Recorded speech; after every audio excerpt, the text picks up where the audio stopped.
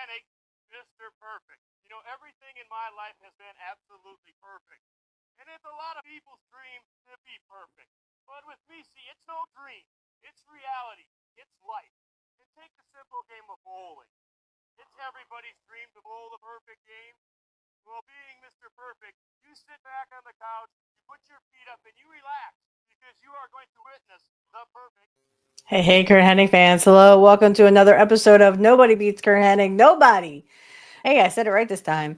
On our perfect podcast today, we're going to watch a 20-man battle royal that went back it was July 15th of 1984. So I wasn't even born yet, guys.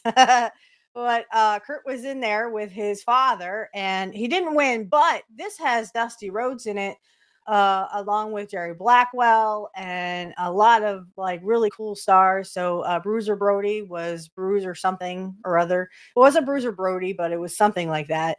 So we're going to watch along to that. But first, we're actually going to watch along to Prime Time. It's Tito Santana versus Rick Rude. So wow. Also just some brief programming things. Um a lot has been going on in my life. Now, this is being recorded as of May 16th. So, this will come out in June. So, I hope I am already, settled in the new changes. But a lot of changes, a lot of good changes for me are happening. I'm expanding in my job circumstances. And, uh, a lot of good things. A lot of good things are happening for me. So I want to just say if this does go on a hiatus at all, I don't think so because I'm so far ahead. And also, but just in case, if I do go on a hiatus, we will be back as soon as I can. I want to get into the new changes. I want to get in a relaxed repose, get into a routine, get into the groove of things, now that they are changing very rapidly for me. I hope it's all for good. I definitely know that we're not going to fail. So like I said, if this does go on a hiatus, we will be back as soon as possible. But I doubt it because, like I said, I mean, this is June when this is coming out. So, also, I want to let everybody know that in June I will be recording episode 100. Yes, guys, this is episode 90. So I can't believe we almost are at 100, guys. 10 more episodes and we'll be at 100. I am going to have some special guests with me. I'm going to try to get Kit Cabello, Dave from Deconstructing Topics, my little brother Alex, Angel Riviera, of course. I am going to try to get Snow on. I know Snow had some surgical procedures. Uh, Also, I want to give a shout out to my ex. I hope your son feels better, feels better soon. Anyway, but yeah, well, and like I said, this is coming out in June, so I'm sure his son will. So anyway, I just want everyone to know that we will be in June. We are going to be recording the 100th episode of Nobody Beats Curt Hennig. Nobody. It's been a really wild ride, I have to say, and I mean, I love all you guys. You guys have really surprised me that anyone would want to hear me talk about, anything, let alone talk about my favorite wrestler and hopefully your favorite wrestler. That's why you subscribed here.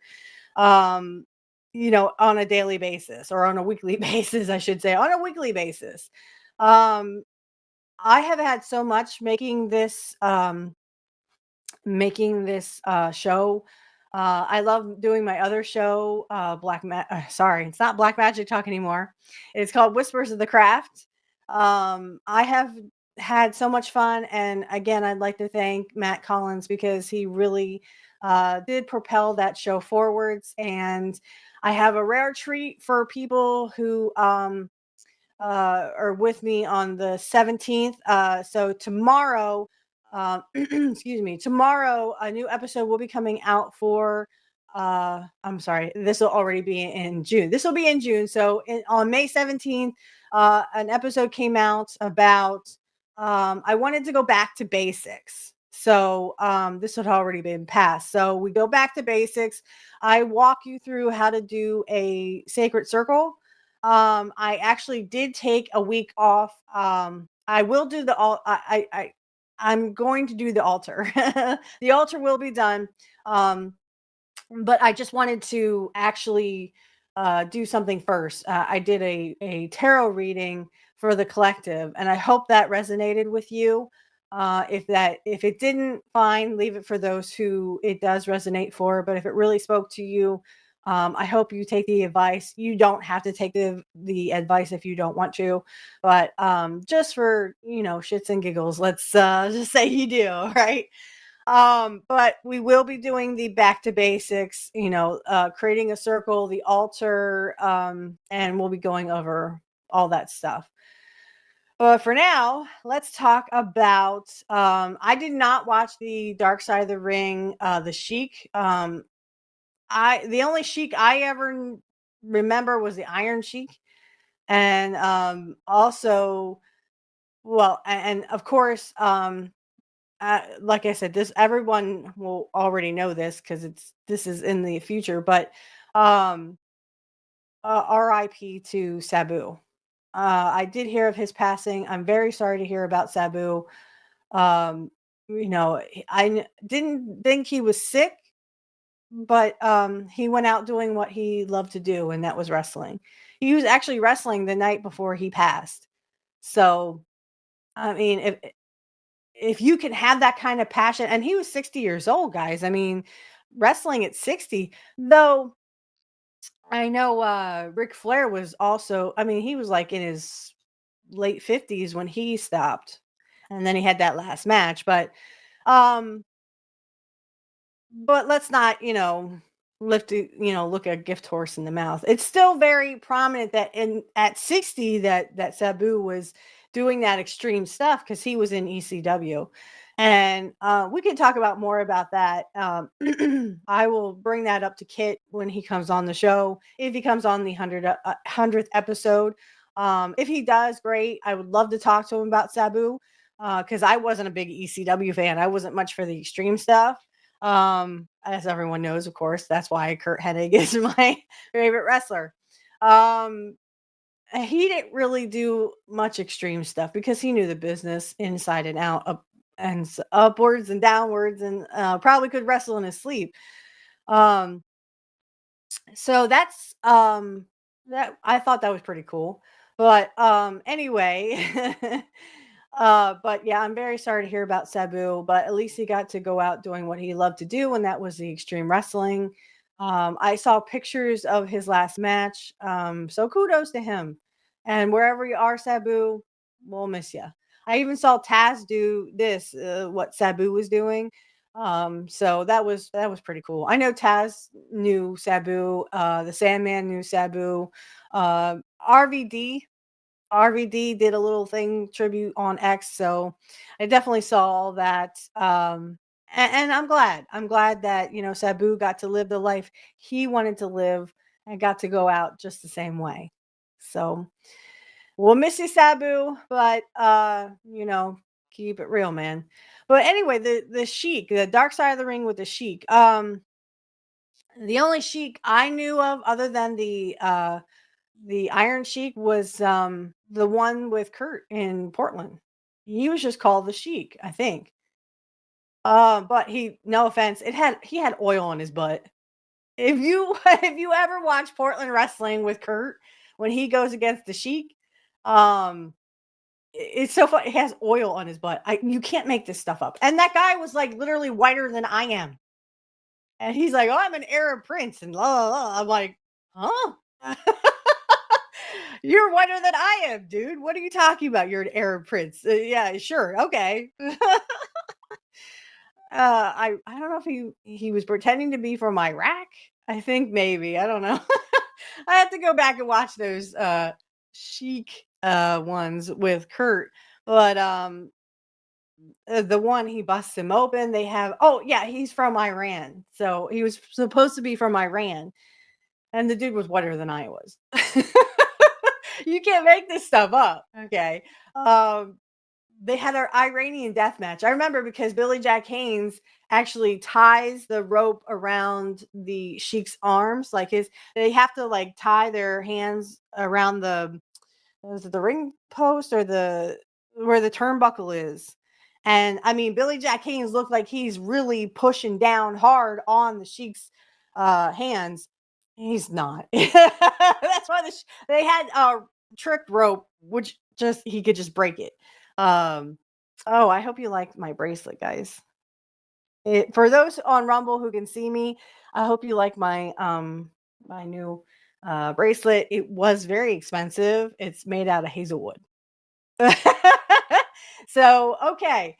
But yeah, like that's the only Sheik I knew other than the Iron Sheik. And trust me, the Iron Sheik looks Iranian. This guy, the guy in Portland, did look Iranian. But anyway, the Iranian, I was like, what is an Iranian death match? I never even heard of this.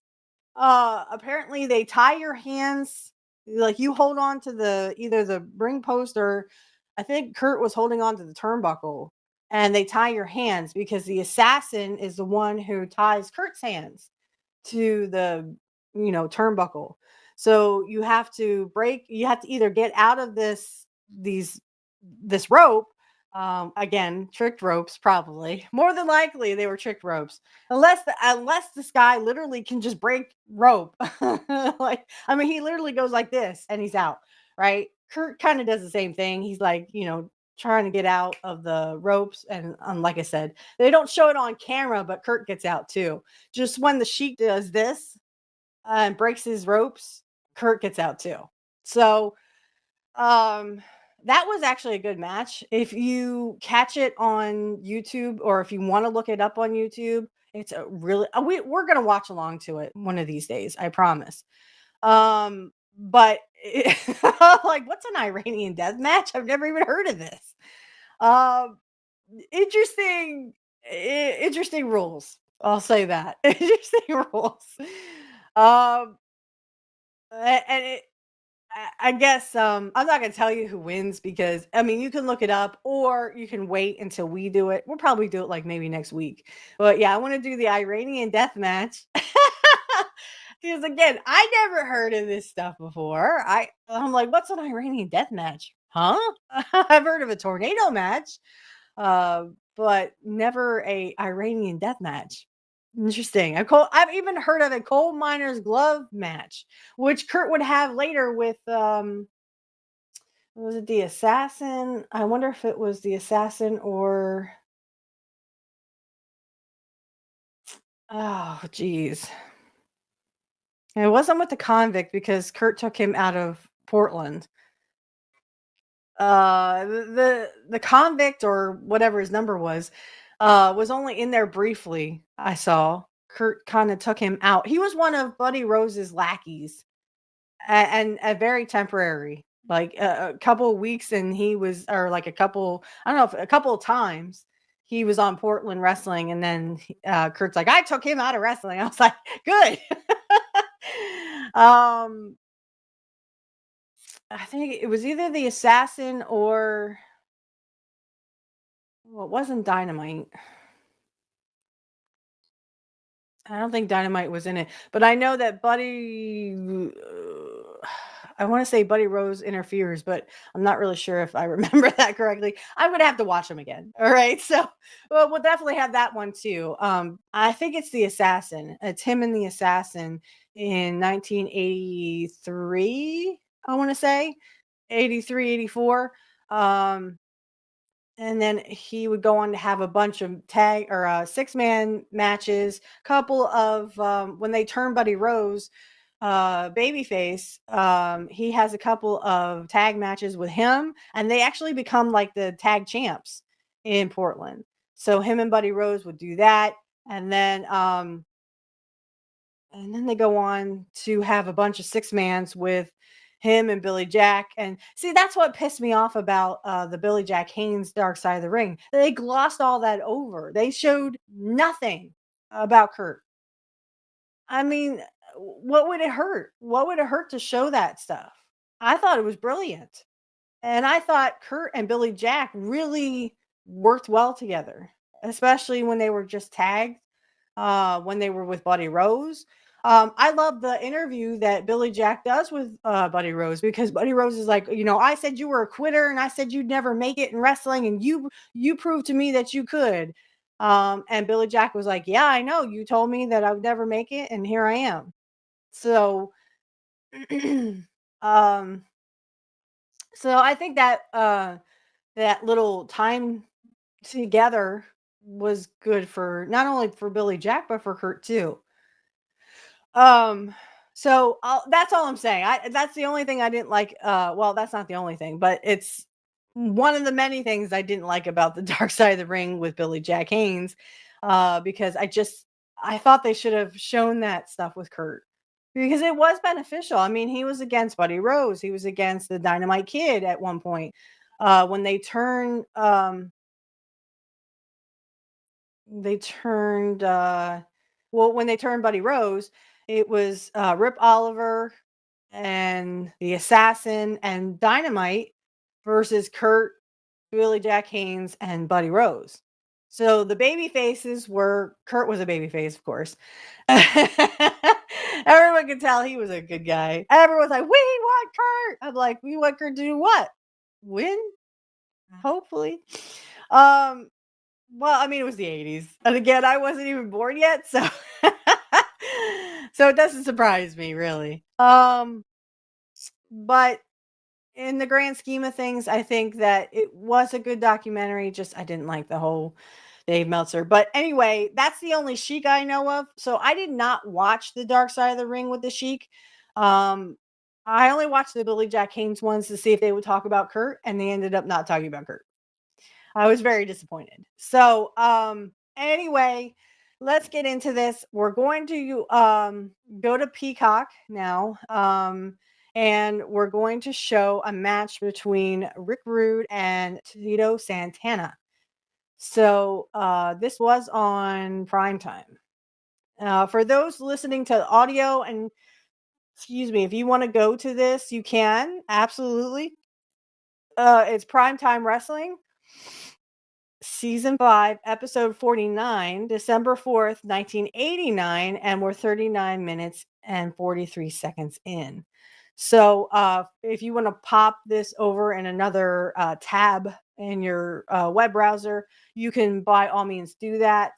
I'm just going to take a 5-minute break, and I'll be right back with you. See you in 5. Okay, guys, and we're back. All right. So you guys should see the screen there. For those on YouTube, you can't see the screen, but when I tell you to press play, just go ahead and do that. So press play now.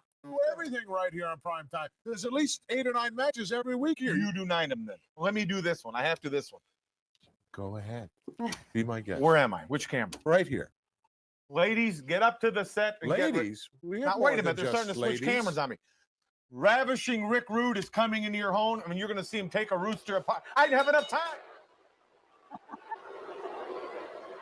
Little discussion going on here. That's what I was wondering. What are they talking about? Have right now is for all you fat, He's a nice looking gentleman. out of shape, Looks a bit like Rick Rude. Tony, Indianapolis idiots. Whoa. Tony, don't talk. Keep the noise down while I take my robe off and show the ladies what they've been dying to see. Because of what has transpired, Rude has all his attention now on Red Rooster. He certainly better have all his attention on the Rooster, because the Rooster is a tremendous wrestler. To be honest, I don't think Rick looked the same when he cut all his hair He off. is very upset. I think I like. The referee I mean, I'm just up as on a the friend, edge of the Rick. ring.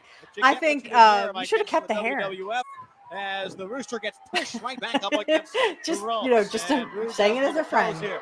However, even though Alfred, you said his attention should be on the Red Rooster, anytime you have a run-in, I wouldn't or have cut my hair if problems, I were would Rick think, Rude. with Roddy Piper, you're vulnerable. When he went to because WCW. Piper is apt to run in to get you anytime, anywhere, from any part of the building if he's around. You're absolutely right, and I'm sure that idea lurks in the back of the mind of Heenan, as well as, of course, Ravishing Rick Rude. And Heenan is keeping a lookout there. You saw him drumming his fingers on the side of the ring. He must be very worried about that too. Many fans are chanting the name of Stop Roddy doing Piper. You can hear right here in the Market Square Arena. There's the headlock applied. Rooster trying his best to get out of it, but Ravishing Rick Rude keeps it clamped on. Now, trying maybe to power his way out. The Rooster trying to pull on the arms here. Up he goes. Can he get out? A very muscular Rude seems very confident, but the Rooster's almost out of it. No, down he goes again, a side headlock. And the Brain continues to complain at ringside. Rude has tremendous upper body strength, and right now the Rooster is playing into that upper body strength, but he's evolved with another way of tackling that, so maybe he's had a regrouping of his ideas. Into the turnbuckle, into the corner.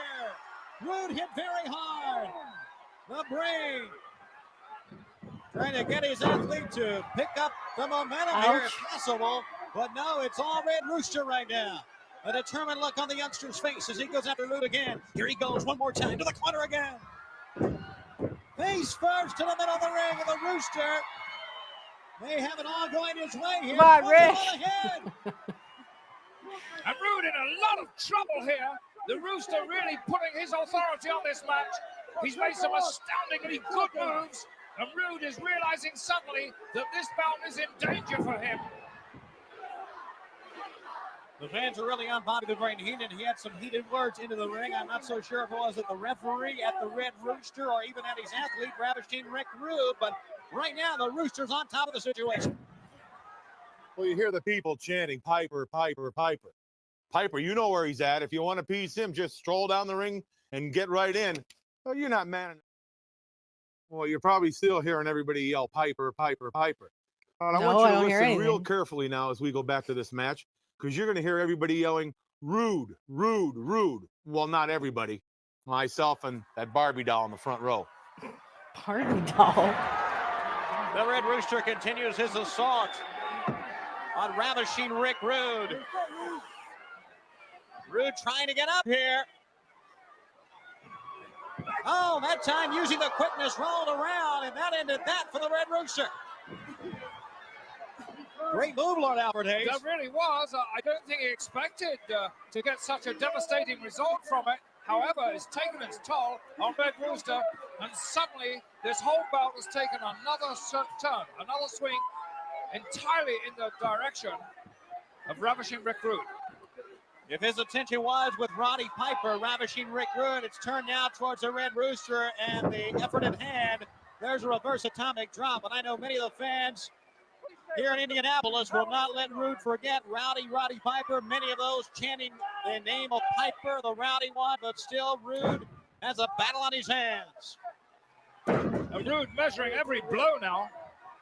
He performed that reverse atomic drop with such precision. It was really a classic move.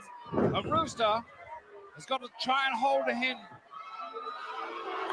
Right now, as you hear the chorus of blues, you saw Bobby the Brain directing traffic from the outside. You know, Rude has contended, and so has the Brain, that the actions of Roddy Piper has made Rude even more vicious, more intense. What do you think about that? No, I believe that to be true. I really do. Piper has spurred this man to a lot more intensity, and that often happens in wrestling. Right now, the intense Ravishing Rick Rude continues with the forearm blows on the back of the neck of the Red Rooster. To take a good look. The Pino right hand, or maybe a left hand, I don't know. But it apparently came from Bobby the Brain Heenan, and it nailed the Red Rooster on the side of the head. And all that happened, of course, while the attention of the referee was being diverted by Rude. And you know, when you're in against Rude and Heenan, it's almost like working against a tag team. You're exactly right, Alfred. Right now, the front face lock is applied, and the Rooster trying to get out. He was shaken up, not only from the assault from Ravishing Rick Rude, but from Bobby the Brain Heenan, as you see right there. Tremendous camera work by our men here. on the outside of the ring, the unsung heroes of the World Wrestling Federation. They take you right inside the ring there for a great close-up of the way Rude is punishing the Rooster. And they'll take him right inside of the steel cage on December 27th on pay-per-view for No Holds Barred. The Brain now looks out to the fans at ringside. Many still chanting the name of Rowdy Piper, trying to help now get the Red Rooster back into this. And here he comes. He is up with an elbow. Once again, the Rooster to the midsection, but no, Rude's still on top of things here. Here we go with a ride to the far side ropes. This is a clothesline. That time the Rooster with a clothesline of his own caught Rude, and Rude's up with the knees. And once again, the quickness of Ravishing Rick Rude comes into play. He did indeed. He is so fast. When he moves with such certainty, but with such speed that there's not much an opponent can do against it. And that time he really caught Rooster, and again he catches him with another punishing move. Drops him down on the midsection using the knee. And goes right after the Rooster one more time. Here we go. Sends the Rooster in. Nice. Forearm shiver that time right to the midsection. In the beginning of this match, Tony, everything was going the Rooster's way. His offense was absolutely total. He was blotting out everything that Rude did. But now I'm afraid the fortunes of war swung against him. Oh, no. Don't want to hurt that pretty face. Rude would never forgive you. Rooster ducks low. And yes, an atomic drop. Rude really knew how to sell that one. The Rooster is really fired up. Knee lift. The Red Rooster may be trying for the chicken wing in a matter of moments. He missed a clothesline. Oh, great move by Rude. Rude picks him by the head. And Rude Awakening. The Rude Awakening. Nicely done. Hey. So we're going to stop sharing there. Let's get me back on screen there. I have to remember to switch myself. All right. So I'm going to take another 5-minute break. I will be right back with you. Just want to get things in order. See you in 5. All right. Welcome back, guys. Okay. So the next match we're going to watch is, I'm going to try to pronounce this, Kensuke Sasaki versus Rick Rude. It says main event December 6th, 1992. So I was already 6. I would have turned 6 in April in 92. So let me get that going for you. Also, next week we will watch the match between Curt and Jimmy Snuka on primetime. So share my screen here. Okay, hope everyone can see that. And we're going to turn that up.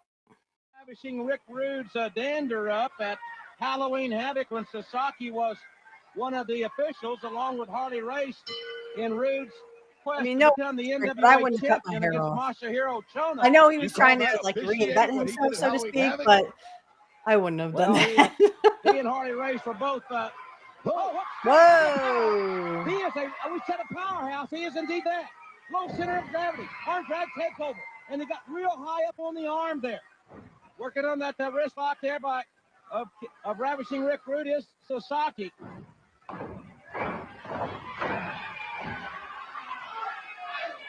But not only is he a powerhouse, he's very, very quick. Well, the kid started in martial arts training at the age of 5. He started amateur wrestling training at 6. He's been wrestling and competing all his life. And Ravishing Rick Rude hammers at the back, again, trying to drive the oxygen out of Kensuke Sasaki. Try saying that 5 times fast. Rude with those forearm shots. That's an illegal maneuver. Sasaki is in trouble here in the early going of this challenge event. This has been such a great show, and to end it up with this match is fantastic. Oh! Look at the strength of the young man from Tokyo. Sasaki has also mastered many of the great submission maneuvers. We've seen Masahiro Chono, who will meet the great Muta at Starrcade, utilize the STF. He's helped teach that maneuver to Eric Watts, and Sasaki has gone through those clinics as well. Oh, you had to bring up Watts' name, didn't you? I'm going to ruin his homecoming in Louisville Wednesday night. Look how Sasaki keeps so far away his base. Where Rude, it's hard for Rude to make a counter. See, he's keeping his distance. The thing about the Japanese athletes that we see compete here in WCW is that they are all so very, very fundamentally sound. They start competing, as I said, at such a young age. And look at Sasaki. Whoa. Continuing to pressure that wrist, taking it against the grain. This is the art of leverage. We're seeing it right here. Look at keep a close look on the hole there. Now, Rude's going to try to create some separation with Sasaki back in the corner. Irish whip to the far side. Sasaki very quickly moves out of the way and avoids the contact from the United States heavyweight champion, Ravishing Rick Rude. And Rude, certainly a banner day for him yesterday as Sasaki continues to turn up the burner on that hammerlock. Yeah, that had to hurt. And I think you'll see a repeat of what happened yesterday at Starrcade. Rick Rude will beat Ron Simmons again. Well, he is extremely confident of seating, perhaps upsetting Simmons. Both men back up to a vertical base, and it's Ravishing Rick Rude who regains the advantage by temporarily blinding Sasaki, and then comes with those heavy blows to the back of the head and the neck. Double thrust right to the throat, and Sasaki back to that wrist lock. Well, you got to think that Rude wants to weaken that neck, and the powerhouse that he is, he's going to have a lot more chance against the Rude Awakening than your normal guy.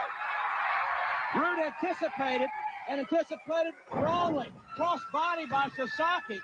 Not known for his aerial abilities. And again, that high arm drag takeover where he put so much pressure on the elbow. Rick. And that goes back to the wrist. Again, look at the pressure. Taking it against the grain. It is a sport of leverage. And Sasaki is certainly, this inexperienced as he is, has really mastered it to this level. Oh, the referee almost caught that one. Sasaki counters Ravishing Rick Rude. All right, let's get him down. Well, the referee is counting, and Rude shoves Sasaki away. And it comes with a high-impact move, that clothesline. Sasaki, remember, is undefeated here in the United States. He is not for long. Rick hasn't anything to say about it. Internationally, in the ranking sanctioned by New Japan Pro Wrestling. And I know he'll be watching because he'll be in the Omni on the 28th. He'll be very closely monitoring what happens between Chono and Muda for the NWA title at Starrcade. Snapmare takeover, and now Ravishing Rick Rude for the first time is being able to put more than one offensive move together and control this small bundle of power. Small in height, but not small in strength and in power. No, but what he's going to do here, he's got to weaken the neck. Sasaki has a very strong neck. Not much of one, but it's a very strong one. As you see, that head just sits on the shoulders. Rude would like to be able to weaken the neck, utilize his Rude Awakening. Which is not his only weapon. Certainly isn't.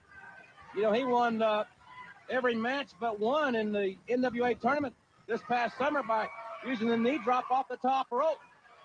And he used that yesterday. Which is an illegal move now, but the referee didn't see it. But be that as it may, Rude now up on top here to take a chance after flooring Sasaki. Caught him with that fist off the top, hooks the leg, could be over here. And Sasaki able to kick out. And he is in a lot of trouble here, obviously. And Rude continuing to focus on the neck with this modified version of the camel clutch, making Sasaki use all the strength in his neck muscles. You know, we see Medusa over at the bottom of the screen. She's being uncharacteristically quiet. Is she supposed to get in this match? Situation. I think Rick would have something to say about that. Sasaki has yet to lose. This kid is hot. And Rude, obviously got to be thinking about Ron Simmons on the 28th of December, is right for the upset. And if Sasaki wins this matchup, he's going to be right in line for a United States title match. And I don't understand this bumping and grinding stuff. Well, of course you would. Look at Rude's body and look at yours. Well, there's a good point in that. But this is wrestling. He's not a Chippendale, is he? Well, no. That's what the gimmick was. What he is United States champion and soon to be world heavyweight champion. Yeah. A good concentrated attack. Rude with that reverse chin lock, sitting in the small of the back, putting tremendous pressure on the lower back of Sasaki. And this is certainly one way to not allow Sasaki to use his power. Exactly. And see, he's sitting further back on Sasaki than the usual application to keep him from using those powerful legs and get up like he's trying to now. Sasaki trying to get back to a vertical base, and Rude puts him right back down. A lot of impact on the lower back and spine. Now, ain't that nice of him to root him on like that? Oh, yeah, it's extremely, extremely benevolent. Rude, great upper body strength, and he's certainly utilizing a very sound attack here. Yes, he is. See, he pulls on that. It stretches the back. It stretches the neck up under the chin. It's a very effective maneuver. I know Rude is extremely pleased with what he thinks. He outsmarted Ron Simmons and with that Medusa Paul Orndorff situation a few weeks ago on WCW Saturday night. Last night, for those of you that saw, and we showed most of you again exactly what happened. He used the Rude Awakening to secure the victory over Simmons in that tag team match. Whoa. And right there, Sasaki sensed what was coming, perhaps, able to move out of the way, avoid once again the contact. And Sasaki. Well, here he comes back. Martial arts Coming back. He went for the drop kick. Again, he is not an aerial competitor. That is not his forte. He took a chance. It did not pay off for it. And Rude now, with that height leverage advantage, has a sleeper on Sasaki. And you can see right now, he's going to try to weaken the state of Sasaki, which will make him prime picking for the Rude Awakening and the end of the winning streak. Again, ravishing Rick Rude, negating the power of Kensuke Sasaki. Rude is a great tactician. Very, very technically sound. And when he meets Ron Simmons, he will have a vast experience advantage. He has wrestled, quite frankly, in more main event matches than Ron Simmons has in Ron's brief career. And not only that, he's wrestled past the 30-minute time limit mark many more times than Ron Simmons. Oh, that had to hurt. Good counter move there by Sasaki. Jawbreaker. Oh, here goes Medusa. She's gonna. Oh no! He runs into her. Oh no! Here. And Sasaki inverted Oh, atomic Hello. What's that is he clothesline singing there? soprano yet? Sasaki comes with I love the selling And he here. comes with tremendous velocity. The United States champion in trouble. Oh, Sasaki with another slam. Elbow drive. Lateral press here. 1, 2.5. The United States heavyweight champion, ravishing Rick Rude in a lot of trouble. Sasaki now will try to put him away. It would seem. Once again, we'll take another chance. And this one pays off.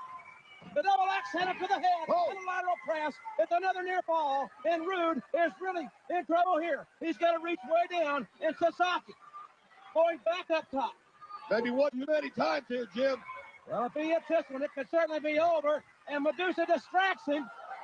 Rude shakes the ropes, and Sasaki loses his balance. Ah, here we go. Oh, Rude Awakening. And it is that sudden. It is that sudden with Rude Awakening. He hooks the leg. 3. And Sasaki's winning. Let's go to one more. We're just gonna watch one more. Let me put myself back. One more match, guys. And this isn't very long. Okay, so I just wanted to say a few things about the first match and then the second match. I think what I'm going to do is once we're done with prime time, and I don't know of any other prime times that Curt is on after this, though they didn't really have a lot of 1990 because they did 89, but like 1990 leaves a lot to be desired right now on Peacock. So when we're done with prime time, excuse me for just a second. When we are done with prime time, I'm going to go back and we're going to watch some of the matches for Rick Rude. So there's a lot of matches on prime time that he has awesome matches, and I would like to show a few of them. So we're definitely going to go back and watch that.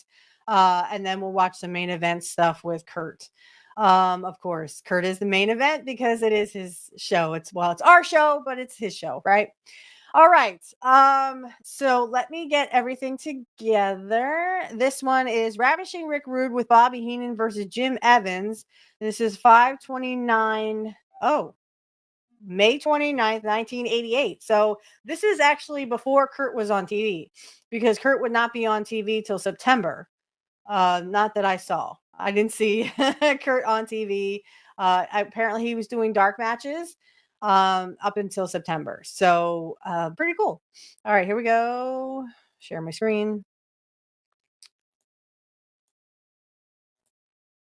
Okay. Let's go up. He had a little rude awakening of his own not too long ago as he picked on the wrong young lady at ringside, referring to Cheryl Roberts, the wife of Jake the Snake Roberts. And the altercation that ensued is a long way from being over as he started World War III. Jim Evans on the receiving end, a nice-looking youngster. As we look over the shoulder of the Weasel. Some nights you're going to do that in the match, Ravishing. It's going to cost you. Cost you dearly. Irish whip in, no, a short one into a nice clothesline. Now he's just measuring the youngster. Well, earlier on, we had a chance to talk with quite a few women, and indeed, most of them did like the Rude Awakening, but were a little bit afraid of the repercussions. Well, I wouldn't really mind it, but my husband wouldn't approve of it. Of course I'd go. I have a boyfriend that's a prison guard who would be very, very jealous, and I can't guarantee what he might do. Well, you can Wow. bet that Ravishing Rick has not endeared himself to the boyfriends. and My husbands. husband would like it. My boyfriend would Many of really these be young mad. ladies. Oh, Wow. look at that planet of Why that would you slam. admit that on TV? Of course I Very would go. unusual wrestling attire. I think your attire, boyfriend to might say want the least. to do some second thoughts there. Wow. As this That's guy awful. knows how to do it. No offense to Rick, but I wouldn't kiss you because I would rather kiss my If he man. gives that rude He's my awakening, he soulmate. slaps that on you. If he applies it correctly, the lights go out in a hurry. Oh, here it comes. Talk about it, and we're going to see it. The Rude Awakening, indeed. Whoa. Back of the neck. Snapped right on it. Look at this Three. nonchalant cover.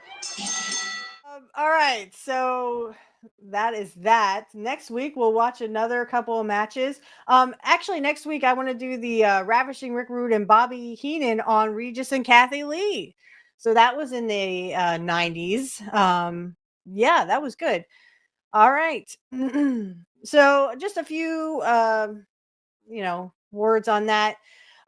So the first one, when they had I wish the Roddy Piper and Rick Rude feud actually went longer. I know I said this before because we were kind of talking about it earlier in episodes, but I really think that they could have really told a story there.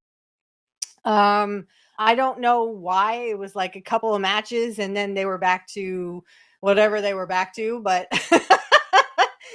but I really like that Rick Rude and Roddy Piper feud. I thought it should have been longer. They could have had a really great feud up until Rick left anyway. But I think they wanted to get Rick ready for, they wanted to get him ready for the Warrior, even though they ended up not giving him the belt. But I think that they wanted to get him ready for the Warrior. And then, of course, Piper would end up being a commentator anyway. So I don't know if Piper was back, 100%. And of course, Rick would go on to definitely do stuff with the Warrior. I know SummerSlam was him and the Warrior in a steel cage. So, all right, our main event, we're going to go to a 20-man battle royal. The two people you will see on the screen. For those on YouTube who can't see this, if you want to look this up, you will be able to find it. It is called, just the title is 20 and the 20, not 20 spelled out. So it's 20-man battle royal, and in parentheses, it's 07/15/1984. You should be able to search that on, excuse me, sorry. You should be able to search that on YouTube. And then again, we're just going to start from the beginning. So the first two people you should see there. Actually, I'm going to do my screen. The other matches for Rick Rude, I just want to say real quick, were really good. Okay. So I'm going to bring this up. Beep. Okay. So at the top, YouTube people can't see this, but Rumble guys can. So I'm just going to read it again. So it's the number 2, 0, the number 0, and then men battle royal, parentheses 07/15/1984, and the parentheses. So you should see Greg Gagne, and on your left, if you're looking at the screen, he's on your left, and on the right is Nick Bockwinkel. Funny that. Okay. All right, guys. I'm gonna make sure this is up high, because again, this is just excuse me for just. This is again, this 1984, so not great graphics. It probably doesn't have very good volume, but I'll do my best. But I just want to share this because not only does it have Dusty, it has Bruiser Brody, it has not Nikolai Volkov. Can't think of the other guy's name, but Jerry Blackwell, Dusty Rhodes, Curt, his father, Larry the Axe Hennig, and I think there's some other people in there too. So, all right, here we go. On one of the fabulous ones. They are both still in there. Oh, I see Larry the Axe. He's in the back. In the back. It looks like somebody is going to go. One of the fabulous ones. Steve Kern looks to be in deep, deep trouble. But Steve Kern, who would play Skinner, and then he would also be a second Doink. Kurt is ramming away, ripping away. Get him, Kurt! Kurt and Larry Sabisco Sabisco. may be on his way up and over. Dusty's in the middle there. Impossible to keep track of all of them in there. Abdullah the Butcher came to the aid of Sabisco, who now lifts. Whoa, Kurt! Hold on, hold on, Kurt. Hold on, your life, Kurt. Hennig comes back in. Now Hennig and his men are working on Abdullah the Butcher, trying to get him out. Up he goes. There's Larry the Axe. That 480-some pounds. Jerry Blackwell comes behind. Larry the Axe Hennig, and Abdul the Butcher is still in there. Dusty Rhodes firing away on him now. Dusty Rhodes. I think that Nick Bockwinkel is also in this. Again, Sabisco in deep trouble. Larry Sabisco.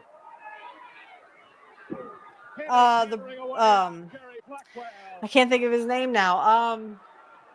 The Crusher, I think. Ripping a right hand to Abdul the Butcher. Wilbur Snyder has just been eliminated. I don't know who that is. We should be down to about 16 now. That's still too much humanity to keep track of at one time. The Crusher is still there, as you see in the blue truck. The Crusher. It was the Crusher, okay. Larry!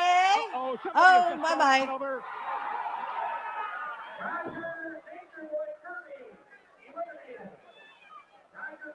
Roger, the Nature Boy Kirby is gone.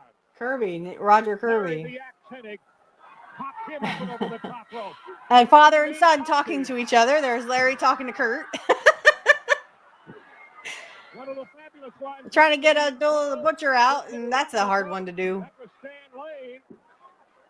Lane now tapping his partner, Steve Regal. Yes, they are pretty much Steve Regal? in there. Okay. Mr. Electricity, as he would be known to be called. Blackwell. There's war in the corners.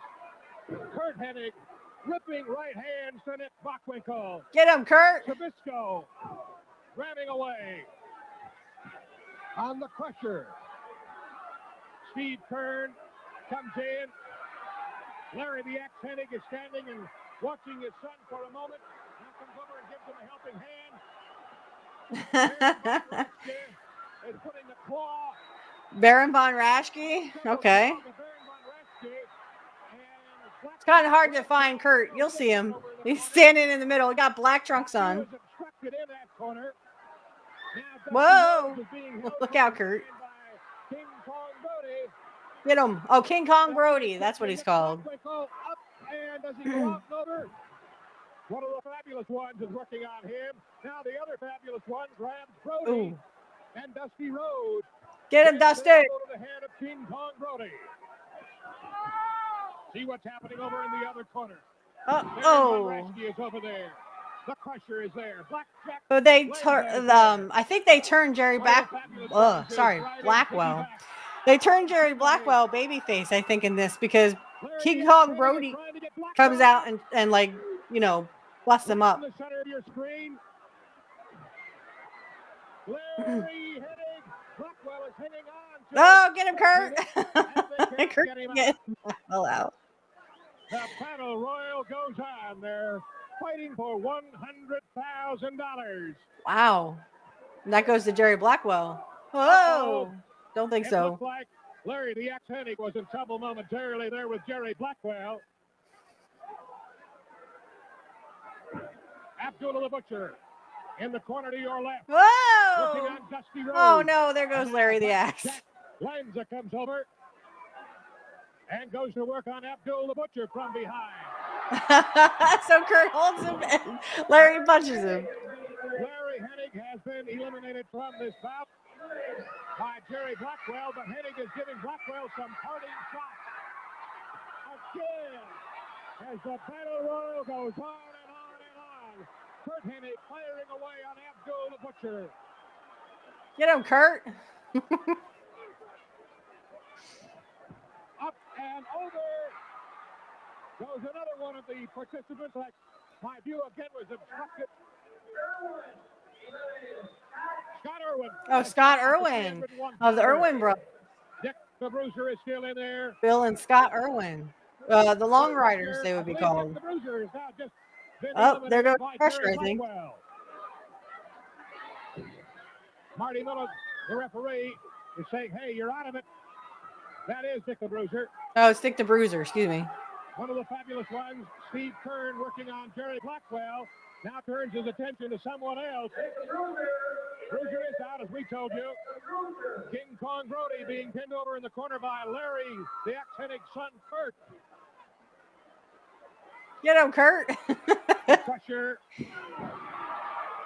Abdul the Butcher. Jerry Blackwell in the corner to your left. Dusty Rhodes, someone in the center of the ring. Another one has been eliminated. We're down to about 10 now. Uh-oh. Kurt, you got to kick this guy. More room to operate in the ring. Blackjack Lanza firing away with lefts and rights. Blackjack Lanza, okay. The Blackjack is tagged. Dusty Rhodes. Jerry Blackwell. Kurt's over in the corner, fighting for his life. Rhodes now. Rhodes forces Bockwinkel on the left side. Meanwhile, there's plenty of action off on the right. The Crusher is still there. King Kong Brody hammers both hands to the head of the Crusher, who was held from behind by Abdul the Butcher. The Crusher in a bad way. Whoa! Oh no! Out goes Kurt, but he took someone else out too. They are saying that Dusty Rhodes has been eliminated. No, he hasn't. Bockwinkel also goes up, over, and out.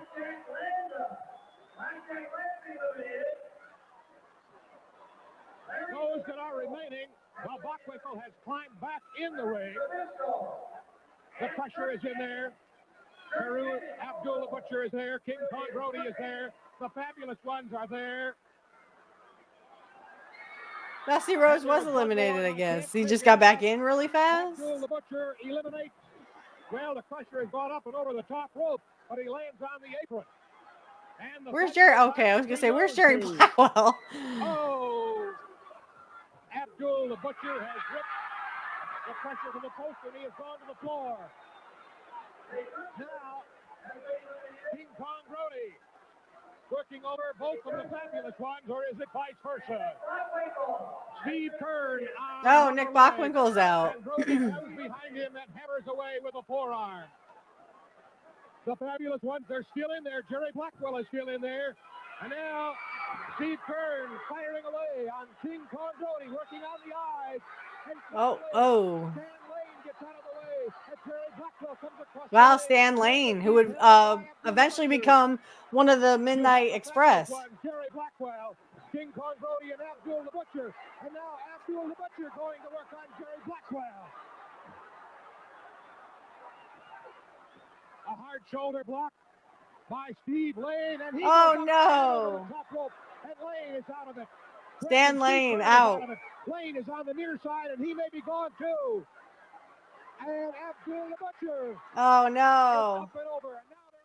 It started with 20 men in the ring at one time. The numbers are diminishing. Who's going to win the Battle Royal?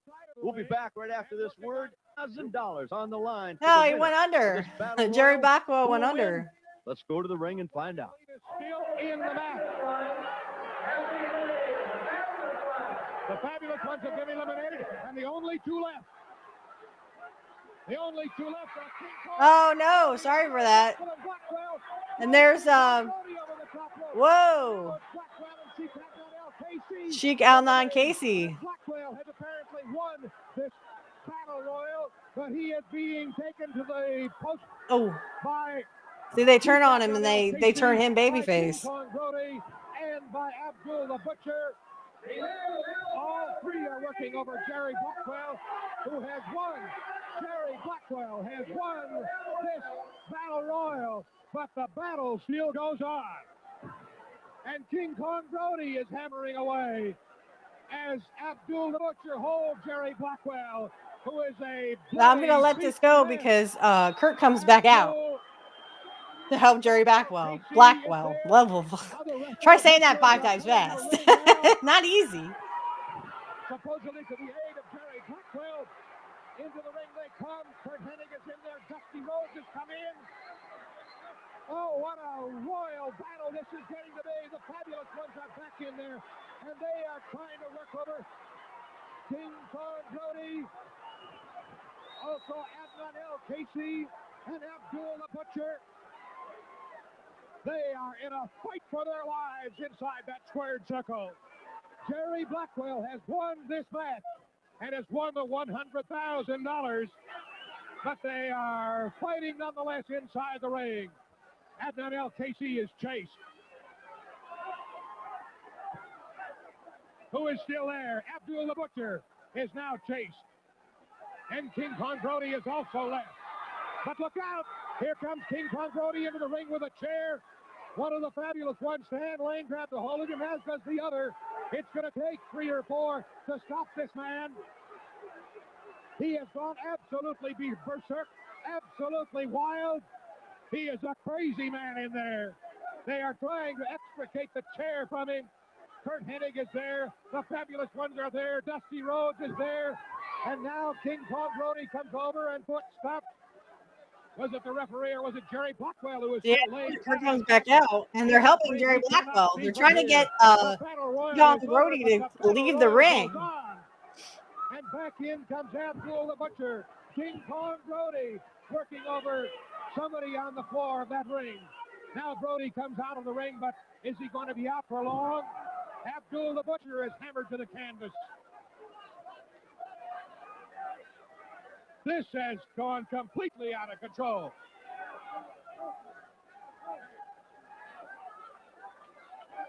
Jerry Blackwell, flat on his back. Blackwell being worked over for a long, long time after he had won the $100,000 and had won the Battle Royal. But King Kong Brody and Abdul the Butcher and Sheik Adnan L. Casey took it upon themselves to go after Jerry Blackwell. And Blackwell is indeed in a very, very bad way and could very well, very easily be seriously injured. The referee, Marty Miller, Jim Mitchell, Bob Grazinger, promoter Wally Carbo, along with the other wrestlers, Dusty Rhodes, the Fabulous Ones, Curt Hennig, all in the ring at the present time, checking on Jerry Blackwell. We have no way of knowing his condition, but they are calling for a stretcher and the paramedics at ringside.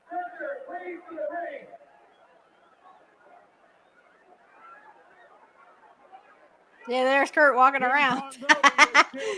Curt walking around the ring. They're trying to get Jerry Blackwell out of there, and they also are trying to keep King Kong Brody from coming back in. Brody decides to make another entrance.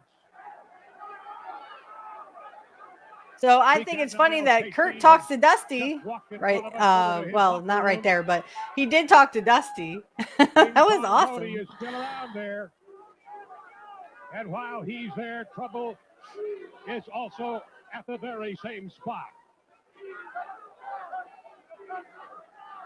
The wrestlers remain Curt, in the ring. if anyone can see, Curt's right here. If you're watching on Rumble, Curt is right here.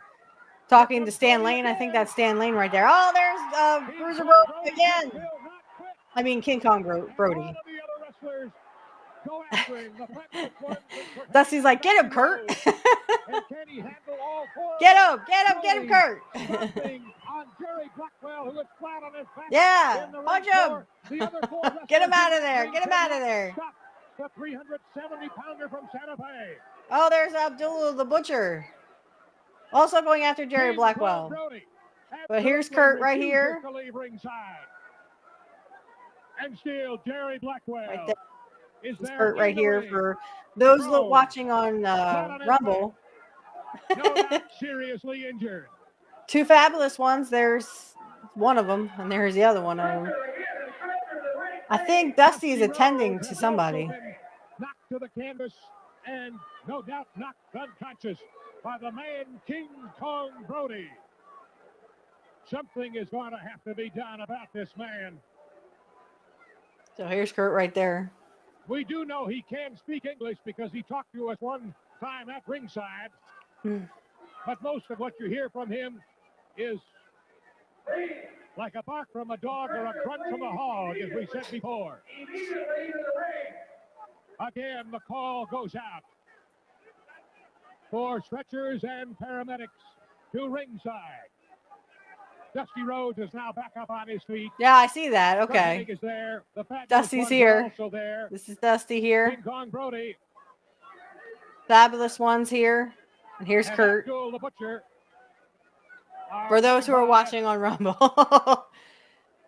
Okay, so we're going to go ahead and stop that and stop sharing. It just goes on for a couple more minutes. They try to keep Bruiser Brody, who he would become Bruiser Brody, King Kong Brody, and of course Adele the Butcher. They would try to keep him out of the ring. That goes on for several more minutes. So unfortunately, guys, that is the end of our time, but I have enjoyed our time. It's been wonderful being with you again. Next week, we will be doing the Jimmy Snuka and Mr. Perfect match from Primetime Wrestling in 1989. This is December 18th. So, like I said, once we're done with Primetime and we're moving on to, I want to do some more Portland matches. In fact, we'll probably do that Iranian death match if we haven't done it already. I don't think we have. Maybe we did. I don't know. I'll have to look back. And if we do it again, it bears repeating. Okay. I like it because it is I didn't even know what an Iranian death match was.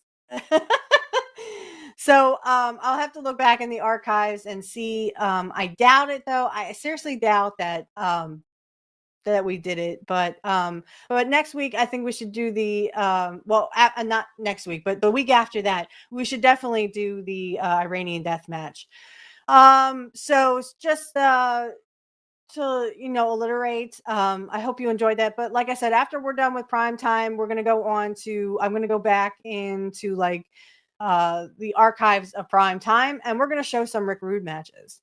So he was there in 87-ish, I think. I want to say 86 or 87. I think 87. So we'll definitely show some Rick Rude matches, some more Rick Rude matches, and I definitely want to show the Regis and Kathy Lee interview. Curt does one too with a Genius. I don't know if we have done that or not, but we definitely will show that in the coming weeks. And again, I just want to let everyone know again, in June, we will be doing the 100th episode. I think it's like June 11th or something, or the 18th. I think it's the 11th though. So in early June, we will be doing the 100th episode. And then that will be broadcasted whenever we get to 100. But I just wanted to nip that in the bud, get that out of the way so that, because I'm going to be very, very busy in the upcoming weeks here leading into June and July. Like I said, my job is taking off.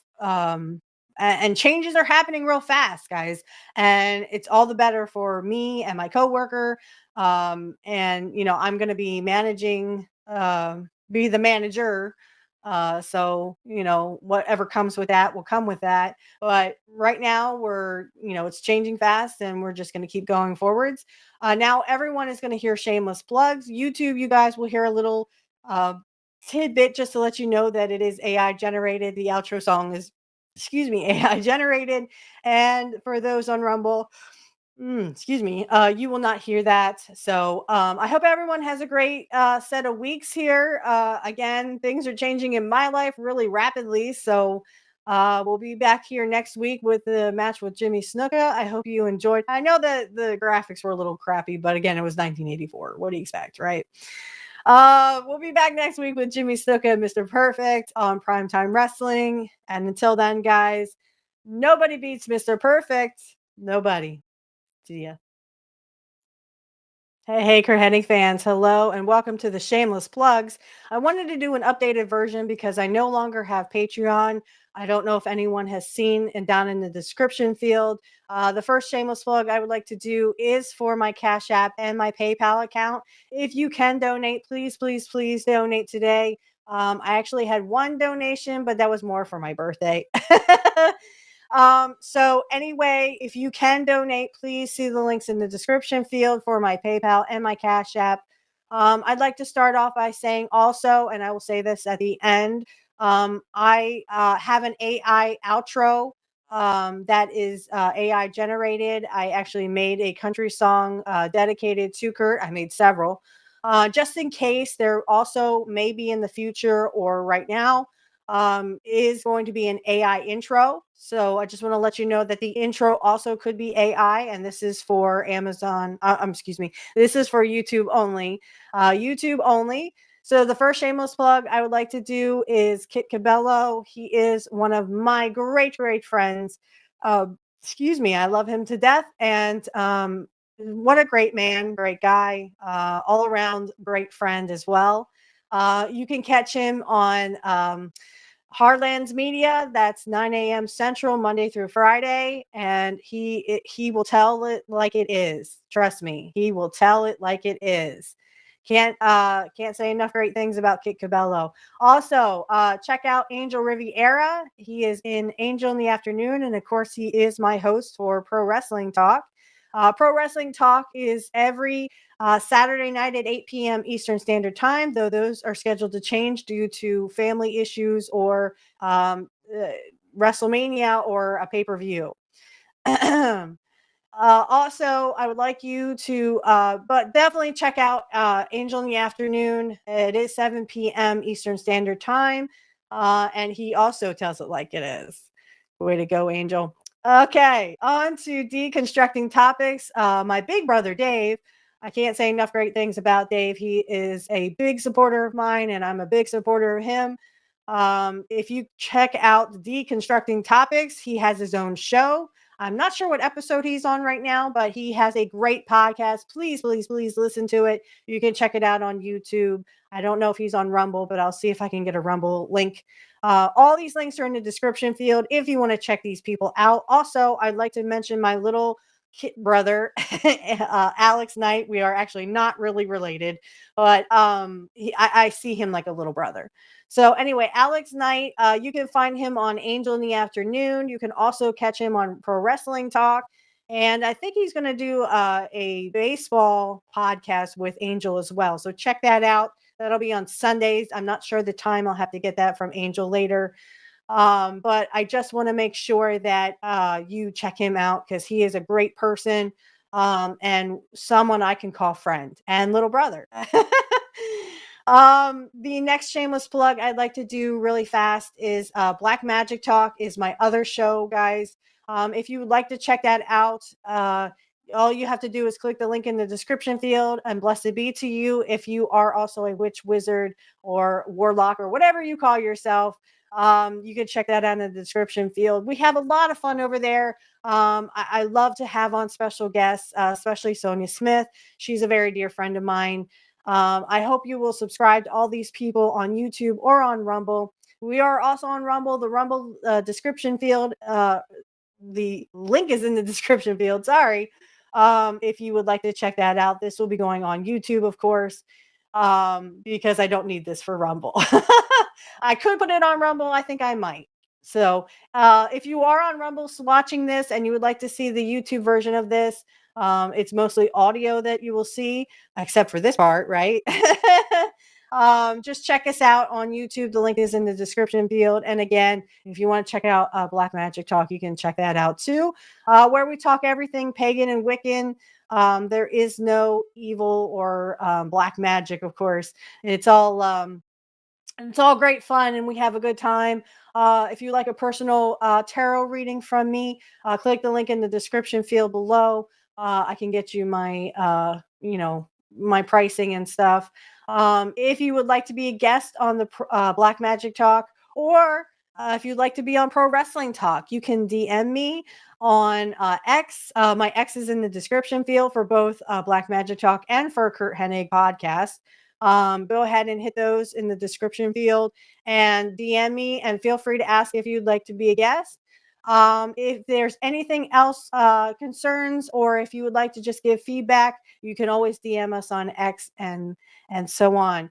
Just want to mention my Cash App and my PayPal account are in the description field. If you can give to the show, great. If not, please enjoy the show. That's what we are mainly here for, just for your entertainment purposes only. And again, I will reiterate that the AI outro song is AI generated. That is for everyone, for Rumble and for YouTube.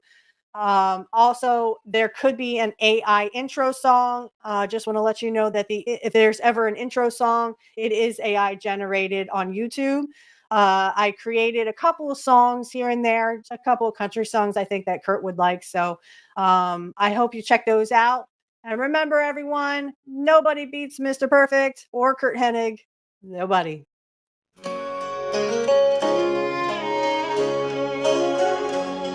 In a small town gym with wooden floors, he'd lace up his boots, he'd settle the scores.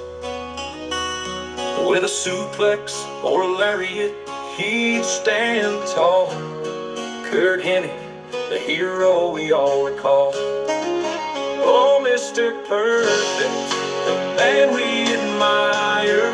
In the wrestling ring, he set hearts on fire. From the farm to the glory, he took his stand. A true country legend, the perfect man. Through the cheers and the bright spotlights, he wrestled his dreams on countless nights.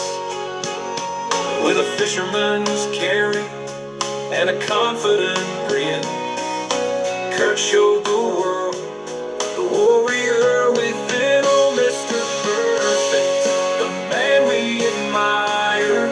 In the wrestling ring, he set hearts on fire. From the farm to the glory, he took his stand.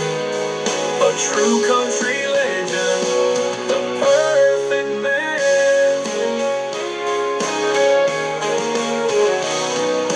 Humming the ballads of a heart so strong, where the echoes of victory always belong.